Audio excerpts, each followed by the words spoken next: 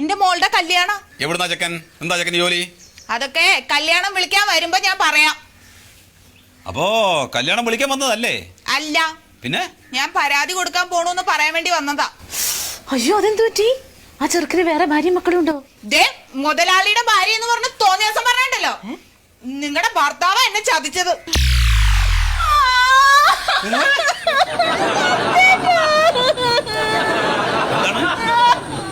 എന്താണ് കാര്യം? എന്താന്ന് അറിഞ്ഞിട്ട് പോകടി. എന്താണ്? അതെ, ഞാൻ ക്ഷേമനിധി പോയിരുന്നു എന്റെ പൈസ ചോദിച്ചോണ്ട്. അവിടെ അവര് കമ്പ്യൂട്ടർ കുത്തിയിട്ട് പറയാ എന്റെ പൈസ ഒന്നും അവിടെ ഇല്ലെന്ന്. അതിന് കമ്പനി മുതലാളി എന്ത് വേണം? കമ്പനി മുതലാളി എന്ത് വേണം?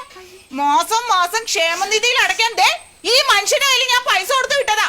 അതൊക്കെ ഇയാൾ അങ്ങ് വിഴുങ്ങി.